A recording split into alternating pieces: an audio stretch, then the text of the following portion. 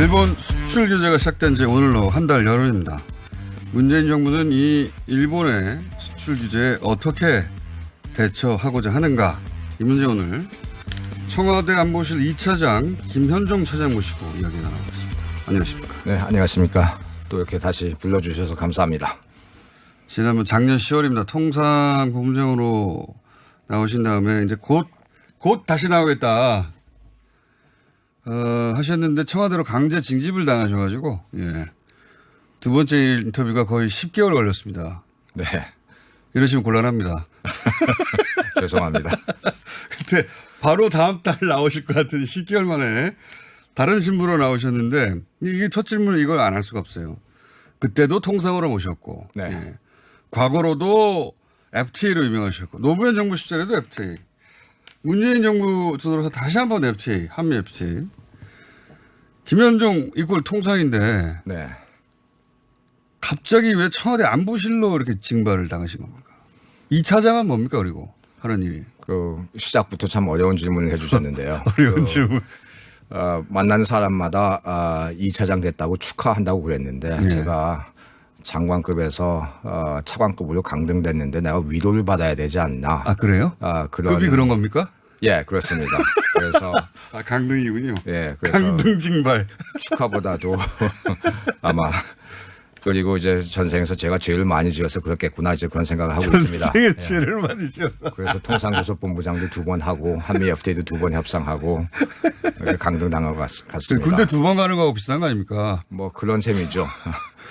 그래서 아니, 그런데 왜 이 안보실로 가신 거냐고. 안보실 같은 경우는 이제 거기 우선 안보실 2차장이 뭐 하는 데냐. 네. 보면 이제 북핵 문제 또는 그 한일 갈등. 한일 갈등도 거기 들어가는 거예요? 네, 한미 동맹과 관련해 가지고 이제 여러 가지 이슈들을 포함해서 근데 한일 갈등이 나올지 몰랐잖아요, 그때는, 가실 때는. 예상은 못 했었죠. 그러니까요. 예상은 물론 이제 어느 정도 그 전부터 그런 움직임이 있다는 것은 이제 좀 알고 간파하고 있었는데 예. 이제 제가 거기 가가지고 이 문제를 제가 직접 하게 될 관할할 줄은 제가 이제 생각을 못 했었고요. 근데 이제 잘 아시겠지만 이 한반도란 데가 이게 이제 지정학적으로 예. 역동적인 곳이기 때문에 예나 지금이나 그 역동적인 그 지정학 그 요소는 변함이 없기 때문에 이런 여러 가지 그 외교 상황들이 많습니다. 그래서 네. 제 2차장실이 그런 그 외교 이슈를 지금 외교 안보. 네. 네. 그리고 이제 여기서 그 통상하고 외교 안보하고 이제 공통 부문은 뭐냐니까 상대 국가가 있습니다. 그렇죠. 상대 국가가 있기 때문에 상대방하고 협상을 해가지고 우리가 이 국제 무대에서 네. 우리가 취득할 것은 취득하고 네. 협상을 해 나가고 그리고 이제 국격 국력 증대 차원에서는 목적은 똑같습니다. 그 협상의 경험, 큰 무대 협상 경험이 굉장히 많기 때문에 그 경험을 징발해 써야 되겠다고 하는 청와대의 판단에 의하여 강제로 징발되었다. 예, 징발, 자꾸만 그렇게 표현을 하시는데. 그래서 거기서 강등이라면서요. 그럼 징발이죠, 뭐. 예. 중요한 요소는 아마 이제 통찰력과 역사적 안목을 가지고. 우리가. 차장님, 그런 건 제가 해야 될 말 아닙니까? 말씀 듣다가, 통찰력 있으시군요. 이래야 되는데, 본인이 통찰력과. 죄송합니다. 자, 차장님, 대충 알았고요. 그래서 강등 징발 당하신 건데, 질문 드릴 게 많습니다. 어렵게 모셨기 때문에 제가 한 달 가까이 못 나온다고 하신 분을 한 달 가까이 지난번 약속을 걸고 계속 끈질기게 섭외해서 드디어 오늘 모셨는데 꼭 모시라고 한 이유가 몇 가지 있습니다. 이 얘기 때문인데요. 제가 최근에 알았는데 차장님이 쓴 책 있지 않습니까? 김현종 한미 FTA를 말하다. 네. 아무도 안 읽는 책이죠. 네. 두꺼운. 근데 이 책에 보면 일본과 FTA를 차장님이 15년 전에 다들 하자고 하는 걸 혼자 반대해서 막았어요. 맞죠? 예, 제가 그때 수석 대표였는데 제가 그걸 깼습니다. 그러니까요. 깼다고 표현하셨는데 15년 전에 일본과 FTA를 다들 하자는 분위기였는데 네. 그리고 김현종 하면 좀 과하게 말해서는 FTA 주의자 아니냐. 미국과도 막 FTA 하고 막 그렇게 이해되는데 일본과 FTA를 다른 사람이 다 하자는 걸 굳이 깼어요. 그 당시 15년 전에. 네. 왜 그러셨어요? 크게 보면 이제 제가 봤을 땐 세 가지 이유가 있는데요. 네. 첫 번째는 제가 이렇게 딱 검토를 해보니까 네. 부품 소재 분야에서 우리가 부품 소재. 예, 부품 소재 그리고 핵심 장비 분야에서 일본에 비교했을 때 우리가 너무 약하더라고요. 그때 당시 너무 격차가 컸다. 격차가 많이 기술적인 면에서 격차가 너무 많이 컸었습니다. 지금도 부품 소재 가지고 지금 그렇습니다. 수출 유지하는 거 아닙니까? 네, 그죠? 지금 부품 소재 가지고 지금 일본이 경제 보복을 하고 있는 겁니다. 그게 근데 그런 격차가 있으면 무슨 문제가 생기는 거죠? 예를 들자면 그 당시에 핸드폰을 하나 만들 때, 예. 약 50, 부품 중에 약 50%가 넘게 예. 일본산 그 부품이 들어갔었던 겁니다. 일본, 지금 일본은 우리 경제를 소재로 흔들려고 하는 것처럼 얼마든지 흔들 수 있다. 그렇죠. 그래서 이런 문제가 있길래 이것은 너무 격차가 심하고 예. 그리고 이것을 극복하기 위해서 김대중 대통령께서 예. 그 부품 소재 특별법을 만들어 가지고 투자를 많이 했습니다. 예. 물론 우리가 많이 그래도 그 상황이 향상됐지만 경쟁력도 많이 강화됐지만 아직도 갈 길이 좀 멉니다. 15년 전에 격차가 더 컸겠죠. 15년 전에는 두말할 것도 없었었고요. 그래서 이런 상황에서 한일 FTA를 타결했을 경우 이건 완전히 제2의 한일 강제 병합이 될 것 같다라고 이제 노무현 대통령께 그런 표현을 쓰셨어요? 한일 병합 제2의 예, 제2의 한일 그 강제 병합이 될 거다라고 이제 노무현 대통령께 보고를 드리고 이것은 우리한테 안 하는 게 국익에 유리하다라고 말씀드렸습니다. 선견지명이에요. 이게 책에 써 있어요. 이야. 부품 소재. 두 번째 이유는 뭡니까? 네, 두 번째 이유는 이야. 그 FTA를 하면은 그 관세를 제거하는데 네. 관세를 제거하면 뭐 합니까? 비관세 무역 장벽이 남아 있는데 그래서 그 비관세 무역 장벽이라는 것은 구체적으로 예를 들자면은 그 총수도 잘 알겠지만 그 화로차라는 게 있지 않습니까? 화로차. 네, 예. 화로차 같은 경우는 일본 화로차가 예. 우리나라에 들어오는 저희도 한번 다뤘습니다. 예. 네, 우리나라에 들어오는 거는 굉장히 쉽습니다. 아주 쉬운데. 근데 우리 화로차가 일본에 가려면은 10개 이상의 까다로운 그 통관 절차가 있고 예. 서류도 수십 장을 제출해야 돼요. 검사가 굉장히 똑같은 조건인데 일본은 훨씬 장벽이 높다. 장벽이 높습니다. 그래서 예를 들어서 70년도 얘기지만 그 당시 김우중 회장이 와이셔츠를 일본에다 수출하는데 우리 그 남자 와이셔츠에 보면 여기 컬러에 그 핀 같은 게 들어가지 않습니까? 그렇죠. 근데 이게 또 규격이 있습니다. 그래서 우리가 수출하려고 했더니 이게 길다, 넓다, 두껍다, 뾰족하다 뭐 이런 근거를 해가지고 수출하는데 매우 애로가 많았었습니다. 그 와이셔츠의 핀의 규격을 가지고 어디 무슨 법에 있는 것도 아닌데 어쨌든 하여튼 그런 그 비관세 무역 장벽이 많고 그래서 지금 작년 같은 경우도 2018년 같은 경우도 보면 현대 기아차가 우리가 그 일본에 수출한 차가 97대밖에 안 됩니다. 예를 들어서 1년 동안 100대가 안 돼요? 100대가 안 됩니다. 그리고 삼성 그 핸드폰, 스마트폰 같은 경우도 우리가 그 6인데 2억 8천만 불을 수출을 했어요. 근데 반면에 중국 같은 경우는 40억, 미국은 50억 이렇게 수출이 됐거든요. 그래서 보면은 그 비관세 무역 장벽이 상당히 많기 때문에 일본 특유의 어떤 문화적 특수성을 내세워서 네. 분명 법으로 써 있지는 않은데 그렇죠. 예. 어디에 써 있지는 않은데 장벽이 굉장히 높답니다. 그렇죠. 그래서 예를 들자면 롯데 건설이나 아니면 그 삼성 물산도 나가 있는데 그 건설업 쪽으로 나가 있는데 지금까지 그 수주한 정부가 발주한 그 프로젝트 중에서 수주한 건설 프로젝트가 뭐 한국 학교 짓는 거 빼놓고는 없어요? 지금 거의 없습니다. 그래서 그만큼 그 지방 정부에 가서 등록하기도 까다롭고 그것을 해봐야 써주지도 않고. 예, 그래서 그 비관세 무역 장벽이라는 게 굉장히 좀 셉니다. 관세 협정하면 뭐하냐 일본 특유의 그런 장벽으로 다 막을 텐데. 그리고 세 번째 이유가 있는데요. 세 번째 이유가 있는데 그때 노무현 대통령 때도 이제 아베 신조가 총리가 됐었습니다. 근데 그 아베 신조, 그 부친 이름이 아베 신따로 아니겠습니까? 근데 그 신자를 한자로 보면은 그 신사쿠 다카스키 28세 된 그 청년 사무라이, 에도 막부를 무너뜨린 사무라이거든요. 그 신자하고 똑같습니다. 그 집안이죠. 그래서 그 신사쿠 다카스키의 그 스승이 누구냐니까 요시다 쇼인입니다. 그 유명한. 요시다 쇼인의 수제자들이 누구냐니까 야마가타 아리모토, 이토 히로부미. 제가 요즘 한참 하고 있는데요, 그거. 그래서 그 사람들이 주장한 게 정한론이거든요. 예. 그래서 정한론 DNA를 흐르는 사람들과 과연 지금 이 시점에서 특히 부품 소재 같은 경우 우리가 굉장히 절대적으로 불리한데 이런 것을 해서 꼭 제2의 그 한일 그 강제 병합을 만들 필요가 있는가 이런 생각을 해가지고 그때 야, 지금 나오는 얘기인데요, 다. 한일 FTA를 제가 깼습니다. 이야, 박수. 이거 다 지금 나오는 얘기들인데요, 지금. 이게 15년 후에 지금 우려하셨던 바가 15년 후에 갑작스러운 수출 규제로 나온 거예요, 이게. 참고로 총수 지금 우리가 그 이후로 예. 부품 소재 분야에서는 지난 10년 동안 예. 약 16% 우리가 그 기술력이 향상됐습니다. 16%요? 예. 이야, 제가 정세현 전 장관님을 지금은 이제 부의장이 되셨지만 평통에 그 분석 예상이 너무 잘 맞아가지고 무슨 말을 하면은 꼭 몇 주 후에 그 일이 벌어져요. 그래가지고 제가 한반도 현이라고 별명을 불러드렸는데 앞으로 김 차장님을 통상의 현자라고 제가 불러드리겠습니다. 잘못할 때까지. 이야, 지금 그런 일이 벌어지고 있는 건 15년 전에. 근데 책에 짧게 써놓으셨더라고요. 왜 깼냐. 근데, 이야, 잘하셨고요. 통상의 현자 붙여드립니다.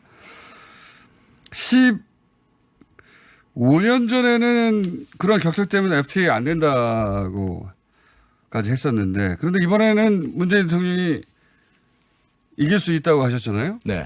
그럼 그런 격차가 다 해소된 것도 아닌데 왜 이번에는 그렇게 나오신 겁니까? 문 대통령께서 이제 그렇게 언급하신 이유가 몇 가지가 있습니다. 총수. 네. 또 몇 가지가 있어요, 또. 네. 짧게 정리해 주세요. 짧게 예. 항상 짧게 요구를 하시는데 우선 우리가 이거 검토를 해보니까 예. 지금 전략 물자가 일본에서는 1194개가 됩니다. 1194개. 예, 1194개에서 우리가 이것을 자세히 살펴보니까 우리한테 진짜 영향을 미치는 게 몇 개인가 검토를 해봤더니 손 한 줌 됩니다. 제가 구체적인 숫자는 말씀은 안 드리겠습니다만은 생각보다 별거 아니더라 숫자가. 아니 별거 아니더라고 표현을 하면 좀 곤란하고요. 예, 어쨌든 적더라. 예, 생각보다 그렇게 많지는 않습니다. 두 번째 이유는 우리가 아직도 전반 기업들이 전반 기업들이 있습니다. 그러니까 아직도 반도체, 디스플레이, 자동차, 조선 이런 우리 기업, 산업이 있는데 이런 산업이 건재하기 때문에 이 부품 소재 중소기업들도 같이 살 수 있는 것입니다. 그래서 우리가 이 상생 관계를 아직도 갖고 있기 때문에 그러니까 이런 총수 보면은 우리가 TV나 아니면 TV나 반도체나 핸드폰 같은 경우는 사실은 모방한 상품들이거든요. 모방을 했다는 뜻은 뭘 의미하냐니까 우리가 언제든지 뺏길 수가 있다는 겁니다. 그렇죠. 예, 우리보다 더 우리를 또 모방할 그렇죠. 수 있으니까. 그러니까요. 그래서 우리가 가마우치 이 경제 체계를 만들어야 되는 겁니다. 즉 다른 국가에서 LCD나 아니면은 TV나 반도체나 핸드폰을 만들어도 우리의 부품 소재 핵심 장비를 만들어서 수출이 가능해야 됩니다. 그래서 우리가 지금 일본에 대해서 가마우치 덫에 걸려 있지 않습니까? 우리가 수출을 많이 할수록 일본 부품 소재를 갖다 많이 쓰기 때문에 80년대 이래로. 예, 그래서 보면은 65년부터 지금까지 우리가 무역 적자를 보면 그게 약 4천억이 넘는데 거기서 약 70%가 부품 소재입니다. 지금도 보면은 약 우리가 4천억 불이겠죠. 달러, 미화. 그래서 작년 같은 경우도 일본에 대해서 무역 적자가 약 280억 불이었는데 그 중에서도 70%가 부품 소재 분야입니다. 그러니까 우리 부품 소재의 경쟁력을 길러야 된다. 예, 그렇습니다. 어차피 이 상황에서. 왜냐니까 그러니까 기업과 기술이 국가 발전의 기본 원리거든요.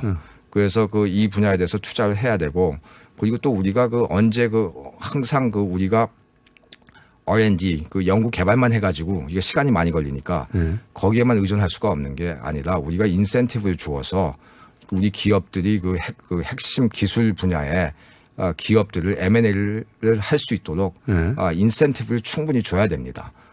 그래서 예를 들어서 지금 요번에 일본이 취한 보복 조치를 보면은 반도체에 들어가는 화학 제품들이거든요. 가령 그냥 이렇게 한다는 뜻이 아니라 가령 예. 우리가 만약에 미국에 있는 그 유명한 그 다우 케미컬 같은 회사를 만약에 인수를 했다 그러면은 많은 문제가 풀리지 않겠습니까? 예를 들어서 그렇게 한다는 뜻이 아니라 발상을 바꾸는 거네요. 예, 그래서 그리고 우리가 우리 정부 차원에서도 하는 거 보면은 아닙니까 혹시? 네? 그건 아니고요. 예를 들자면 예를 들자면 그래서 연구개발비도 그 정부 차원에서 매년 20조를 우리가 투자를 연구개발할 건 연구개발하고 예. 만약에 우리가 그 사버릴 기술이 있다면 아예 회사를 사버리고 여러 가지 방식으로 대처할 수 있다. 네, 그렇습니다. 그리고 이제 그 R&D 분야에서도 요번에 우리 정부 차원에서 이걸 좀 획기적으로 좀 그 방법을 바꿔야 되는데 우리가 매년 20조를 지금 R&D 비용으로 예산에서 쓰거든요. 예. 근데 총수 20조가요. 예. 제가 이렇게 검토를 해보니까 5만 3천 개 프로젝트에 이걸 나눠주는 겁니다. 이때까지는. 예, 매년. 예. 그러다 보니까 5만 3천 개에 나눠준다는 것은 이것은 그냥 주는 겁니다. 선택까지 집중하자. 그리고 예, 성공률이 예. 총수 90%입니다. 그러니까 근데 OECD에서 성공률은 20%밖에 안 되거든요. 아니, 어차피 될 일에다가 돈을 넣었다는 겁니까 그러면? 쉽게 말하자면 이건 짜고 치는 고스톱입니다. 그래서 우리가 그 기초과학이 상대적으로 일본에 대해서 열세인데 일본 같은 경우는 지금 노벨상 과학상 그렇죠. 수상자만 많이 해도 하죠. 22명이고 우리는 제로거든요. 예. 그래서 이것을 그 획기적인 엄청난 인센티브를 제공해야 될 것 같고 그리고 중공업 그 화학 드라이브를 할 때 박정희 대통령 때처럼 그 해외에 있는 과학자들을 다들 이제 모셔와가지고 이제 키스트라는 걸 만들었지 않습니까? 네. 마찬가지로 지금 중국 같은 경우도 우리 그 기술자들을 현재 받는 월급을 3배 10년 보장하고 더 우수한 기술자들은 5배 주고 10년을 보장하거든요. 중국에 가서 리크루트 많이 했죠. 예, 스카우팅을 많이 합니다. 그래서 우리도 5G, 인공지능, 자율주행 자동차 이런 그 4차 산업 분야의 그 기술에 있는 기술자들을 우리가 이런 식으로 알겠습니다. 좀 많이 모셔와야 됩니다. 자, 그러니까 그 격차 따져보고 하니까 아주 큰 격차가 있는 것은 한 줌도 안 되고 이 위기를 기회로 삼을 수 있을 것 같다. 우리 역량으로는 충분히 네. 그런 판단에 있어서 이번엔 되겠다. 네. 그렇게 판단하셨다. 예. 그건 알겠고요. 그러면 시간이 벌써 또 많이 지나가고 있습니다. 부족하면 저희 우상호 의원이라고 있습니다. 저희가 또 3부에. 네. 그분이 그렇게 중요한 얘기를 요새 안 하고 계시기 때문에. 아유, 자, 그건 좀 이따 좋으신 결정하기로 하고. 분인데 그렇게 말씀하시면 안 될 것 같고요. 7월 중순에 미국 다녀오셨잖아요. 네. 일본과 갈등을 미국에 중재 요청하러 갔다 이렇게도 보도됐는데 결과가 어떻게 됐습니까? 그 미국에 갔다 왔는데 제가 그 총수 거기 가서 그 언론 기사에 보면은 그 중재를 요청했느냐 안 했느냐 이제 이런 말을 그렇죠. 미국의 이런 반응은 기사들이 뭐냐 있었는데 뭐. 제가 가서 중재 요청을 안 했습니다. 왜냐니까 그럼 왜로 가셨어요? 왜 가셨어요? 아니 중재를 제가 미국 가서 요청을 하면은 청구서가 날라올 게 뻔한데 제가 왜 중재를 요청을 합니까? 그리고 반대급부를 요구할 텐데 그래서 제가 미국에서 뭐 해달라고 그러면 바로 계산서가 날라온다? 그렇죠. 제가 뭐를 도와달라고 요청하는 순간 제가 글로벌 호구가 되는데, 그것을 요청한 게 아니고, 그리고 또 제가 청와대 이 차장님이 이런 단어 쓰셔도 됩니까? 글로벌 호구? 만약에 적절하지 않으면 취소하겠습니다만은, 글로벌 호구.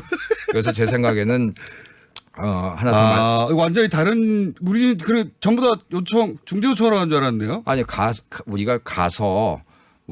제가 거기 가가지고 미국에 두 가지 목적이 있었는데 첫 번째는 내 입장을 객관적인 차원에서 설명을 하고. 우리 예.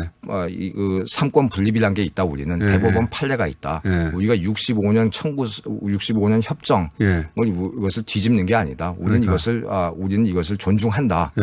다만 거기서 개인 배상권. 거기서 이제 그 반인도적인 행위에 대해서는 우리가 아직도 청구권이 남아있다는 것을 대법원 판례에서 확인한 것뿐이다라는 것을 설명한 겁니다. 그리고 제가 또 중재를 그때 요청할 수가 안 한 이유 중에 하나는 뭐냐니까 1882년도에 그 한미 수호 조약이라는 게 있었지 않습니까? 그때 보면은 거기에 그 거중 조정 그 문구가 있어요. 그래서 고종이 1900이 아니라 1800이요? 1882년도에 예. 그래서 고종이 그때 조미.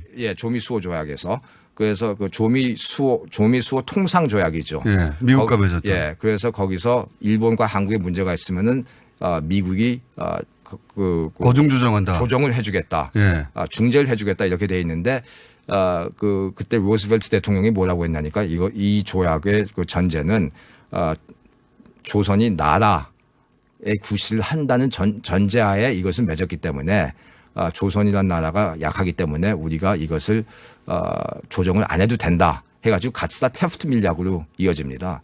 그래서 청구서도 들어올 거고 과거에 우리가 그런 그 중재 요청도 한 다음에 거절당한 다음에 결과가 안 좋았는데 저는 거기 가서 뭐를 알고 싶었었냐니까 구체적으로. 야, 잠깐만요. 중재라는 게 그런 거군요. 국제적으로. 중재에서는 둘 중에 한 사람의 편을 들어야 됩니다. 그렇죠. 그래서 지금은 그럼 당연히 계산서가 날라오는 게 국제적으로 보면 당연한 것인데 예. 우리는 당연히 중재라고 생각하고 있었거든요. 그럼 안 되는 거군요. 아니 그러니까 그때만 봐도 벌써 그 일본하고 조선의 그 격차가 너무 컸었거든요. 그때는 당시에. 근데 지금은 2000년도에 보면은 우리가 그 일본의 GDP의 약간 5분의 1이었거든요. 예. 지금은 우리가 그 1조 6천억 달러고 3분의 1 정도입니다. 예, 일본이 지금 5조가 되니까 한 3분의 1까지 우리가 따라온 거죠. 인구가 한 2점 몇 배니까. 인구가 1억 한 4천이 되겠죠. 예. 1억 4천이 되고. 인구 대비로 따지면 큰 차이 안 나요, 이제는. 예. 예, 근데 이제 문제는 이제 고령화가 한 5 내기 28%가 됩니다. 거기는 더 높죠. 예, 거기가 우리보다 훨씬 더 높고. 딴 데로 빠지지 마시고요. 중재로 다시 돌아와가지고. 예. 그래서 중재를 요청하면 안 되는 거군요. 이거 좋습니다, 이거. 그래서 또 이제 궁금한 점은 또 뭐였냐니까. 잠깐만요. 왜냐하면 제가 평생 봐왔던 게 무슨 일만 생기면 미국에 가가지고 미국이 해결해달라고 그런 발상이었는데 이거 중재 요청하면 안 되는 겁니다, 여러분. 그래서 정수또 하나 더 이제 추가로 말씀을 드리자면. 왜 가셨어요, 근데? 그 얘기가 끊어졌어요. 예, 이제 그걸 이제 설명을 드리려고 했었는데요. 제가 딱 보니까, 미국 그 백악관 또 이제 그 상하원에 가서, 제가 알고 싶었던 것 중에 하나는 뭐냐니까, 한미일 공조를 더 중요시 하는 것인지, 아니면은, 재무장한 일본 위주로 해서 나머지 아시아 국가들은 종속 변수로, 해서 이 아시아에 대한 그 외교 정책을 운영을 하려는 것인지. 소위 인도 태평양 전략하에 일본 중심으로 이 안보로 가져갈 거냐, 이 지역에. 예, 그렇습니다. 아니면 한미일로 가져갈 거냐. 예. 그걸 그러면 미국이 무슨 생각을 하느냐 알아보러 가신 거예요? 그것도 좀 많이 궁금해가지고, 제가 좀 가서, 동북아 안보에 대한 당신들 구상이 뭐야? 이걸 염탐하러 가신 겁니까? 뭐 그렇게 질문을 그렇게 하지는 않았지만 이런 지금 문제가 한일 간에 문제가 있는데 그걸 알아야 우리 지소미아 카드를 어떻게 활용할지 알 수 있으니까 이제 그걸 어느 정도 알아야지만 그래야지만 우리가 어떤 외교 정책 그리고 우리가 그 국방 정책을 어떻게 갖고 갈 것인지 그래야 그 정책을 수립할 수 있지 않겠습니까? 그래서 그것에 대해서도 좀 물어봤었습니다. 아직 질문 남았는데 이거 시간 다 됐네. 흥미진진합니다. 중재 아니랍니다. 기사들 새로 쓰셔야 되고요. 그래서 저희는 계속해서 중재 결과 어떻게 된 거야? 라고 하고 있었는데 중재를 하러 간 게 아니랍니다. 김현종 안보실 2차장. 아무래도 3부에 5분만 시간을 더 내주시고 가야 되겠습니다. 예. 자, 2부에 이어서, 김현종 청와대 국가안보실 2차장 5분만 더 모시겠습니다. 2부에 저희가 두 대목에서 아주 크게 인상을 받았는데 하나는 15년 전에 한일 FTA를 다들 하자고 하는 걸 깨셨어요. 예, 그 이유 중에 하나가 정원론의 일본 극우와 이 타이밍에 한일 FTA를 해야 하느냐. 아니다. 지금 한참 그 얘기를 하고 있죠. 15년 후에. 그래서 제가 통상의 현자라고 별명을 붙여드렸고.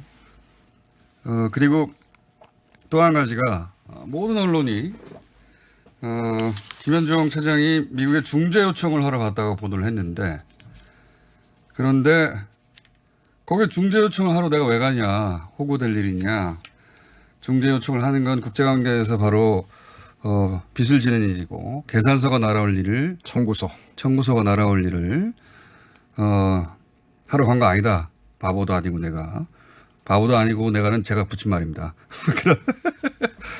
그래서 왜 갔냐 여쭤봤더니 미국의 동북아 전략이 뭔지 알아보러 갔고 거기에 따라서 뭐 지소미아나 기타 여러 가지 전략이 결정되겠죠. 어떻게 결정하셨는지는 제가 답도 안 하실 거니까 지소미아 관련해서 여쭤보지 않겠고. 근데 제가 이제 넘어가기 전에 한 가지 궁금한 게 그 차장님은 한미 FTA 그 협상 다 끝나가는데 막 나 이 협상 안 해 하고 박차고 나간다든가 깨버린다든가 판을 엎어버린다든가 미국 그 입장에서 보자면 굉장히 까탈스럽고 상대하기 어렵고 까칠한 분인데 그런데 이번에 미국 갔을 때 보면 굉장히 많은 인사들을 만나셨어요. 그 상하원 의원 몇 명 만나셨어요? 상하원, 그 백악관, 그리고 그 행정부 다 합쳐서 이번에는 좀 기간이 짧아가지고 한 14명, 15명 만났습니다. 그러니까 매 시간 만나신 건데 그 양반들 왜 차장님을 다 이렇게 만나주죠? 그 중수 저도 알고 보면은 그렇게 까칠하진 않고요. 그 성격 좋습니다. 지금 아마 제 자랑할 그 기회를 주신 것 같은데 그래서 그 말씀을 드리고요. 아마 왜 그렇게 많이 만나? 제 생각에는 제가 이제 한미 FTA를 한 번도 아니고 두 번 이제 그 협상을 해가지고 타결했지 않습니까? 네. 근데 아마 그쪽에서 봤을 때는 타협안을 만들어서 제안할 수 있구나. 이러기 때문에 협상을 해도 상대방이 될 수가 있다. 이런 차원에서 생각을 해서 만나준 게 아닌가 이런 생각이 듭니다. 그러니까 대등한 협상의 파트너로 삼는다 이런 의미입니까? 뭐 꼭 그렇게 표현을 하자면은 뭐 제가 그 해석을 수용하겠습니다. 해석을 수용하겠습니다. 고맙습니다. 지명해 주셔서. 이야. 아니, 왜냐면 미국, 그러니까 우리 인식이 이런 게 있거든요. 아니, 이렇게 힘센 나라한테는 약간 굽히고 들어가야지. 너무 대등하게 까칠하게 굴면 저 사람들 싫어해. 근데 이렇게 전혀 그게 아니네요. 우리가 우선 협상가는 이거 예측 불능해야 되고요. 예측 가능하면 안 되고 또 아까도 말씀드렸지만 한반도가 이게 해양 세력과 대륙 세력의 교차로에 있기 때문에 우리의 지정학적으로 우리의 중요성을 또 과대평가할 필요는 없지만 또 동시에 과소평가할 필요도 없습니다. 우리에게 지정학적 요인이 리스크이긴 하나 그게 우리 힘이기도 하다. 아주 그냥 간단한 예를 들자면은 만약에 이 지역에서 미사일을 발사했다. 그러면은 한국에서는 그것을 7초 후에 우리가 그것을 알아낼 수가 있거든요. 알라스카까지 가는 데는 그게 15분이 걸립니다. 그래서 미국 입장에서 그걸 봤을 때 7초 대 15분 아니겠습니까? 그러면 지정학적으로 그 중요성이 딱 나오지 않습니까? 그걸 카드로 우리가 스스로 생각하고 써야 된다. 협상에서는. 그건 잘 모르겠습니다. 거기까지는 말씀 안 하셔도 되겠고요. 발상의 전환입니다. 중대 요청을 왜 하냐? 왜냐하면 언론들이 그래서 미국이 중대 요청했는데 미지근하다 이런 식으로 보도했는데 아예 중대 요청을 한 적이 없군요, 우리가.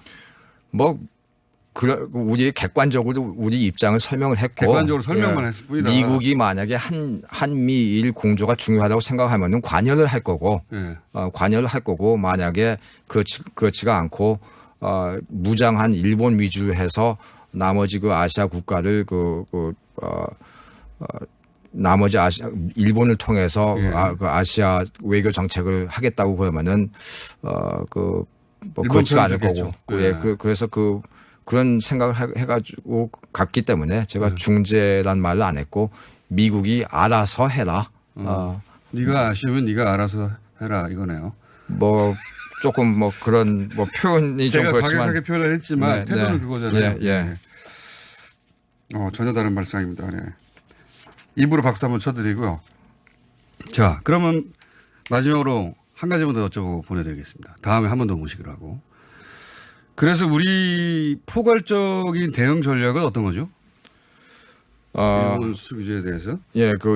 두 가지 면이 있는데요. 요것에 대해서는 제가 좀 간단히 설명을 드릴 필요가 있는 것 같은데. 간단하게 해주시죠. 밖에 우상호 의원이 굉장히. 근데 지금 이 시간 자기 뺏긴 걸 모욕적으로 받아들인 표정이에요. 제가 나중에 사과드리겠습니다. 총수 우리가 지금 일본에 대한 소위 말하는 뭐 표현이 맞는지 모르겠지만 어떤 조치를 취할 수가 있는지 예, 예. 이런 것에 대해서는 우리가 이제 그 뭘 감안을 해야 되니까 우리는 GDP 대비 무역 의존도가 예. 70%가 넘습니다. 예, 예. 일본 같은 경우는 28%밖에 안 됩니다. 그렇게밖에 안 그러니까 무역을 안 해도 먹고 살 수 있는 나라입니다. 기본적으로. 반면에 우리는 한때는 GDP 101%까지 올라갔어요. 무역 의존도가. 그래서 이런 그 애로 상황이 있다는 것을 먼저 말씀을 드리고 예. 그리고 두 번째는 우리 그 일본 역시 우리한테 그 의존하는 부분들이 많이 있습니다. 예를 들자면 우리가 DRAM 같은 경우는 시장 점유율이 지금 72.4%거든요. 예. 그래서 그 지금 우리는 10나노를 만들고 있는데 미국이나 중국에 있는 경쟁사들은 20 내지 30나노입니다. 예. 우리는 곧 7나노로 갑니다. 예.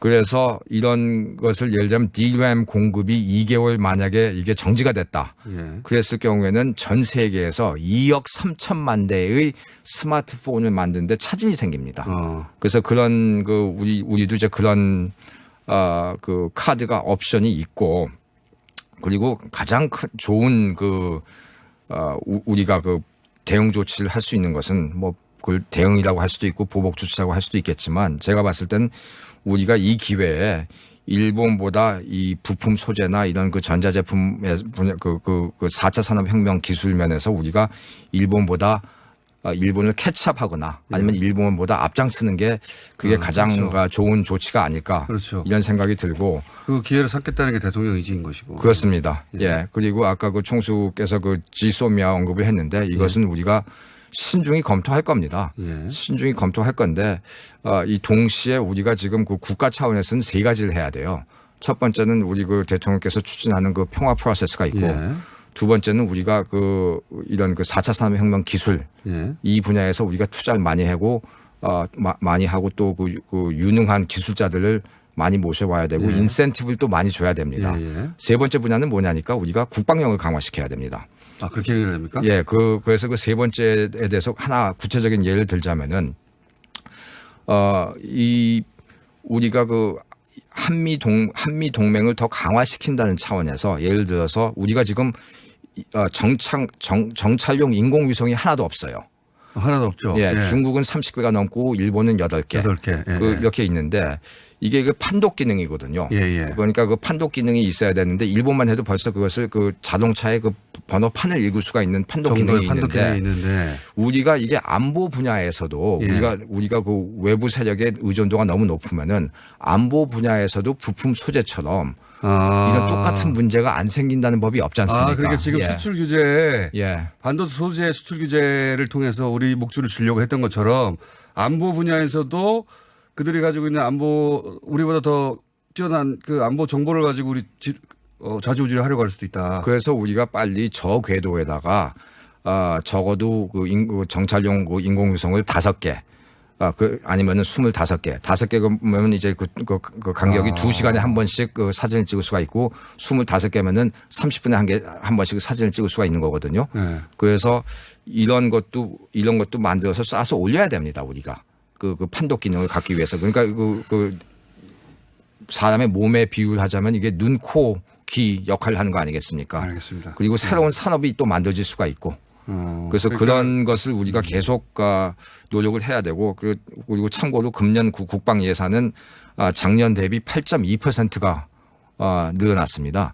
그리고 2020년도에는 아마 7.6% 정도가 될 것 같은데 그래서 우리가 지속적으로 이런 분야에서 투자를 해야 됩니다. 일본의 수출 규제를 보면서 정찰 위성까지 가는군요. 우리 대응은 포괄적으로. 예. 아주 좋아요. 아주 좋고요. 검색어 1위 올라가셨네요. 예. 저희가 궁금할 때마다 좀 모시면 안 됩니까? 그렇게 비싸게 굴지 마시고. 섭외가 어려워요. 섭외를 한 달을 해야지 간신히 나오시니까 다음에는 한 달 이내에 한 번 더 나오시는 걸로. 준비 시간이 좀 많이 걸려가지고 제가 그냥 준비 없이 그냥 하시는구만 뭘. 자, 그러면 조만간 다시 한번 모실 때는 좀 더 쉽게 인터뷰가 되길 섭외가 되길. 다시 이렇게 나올 기회.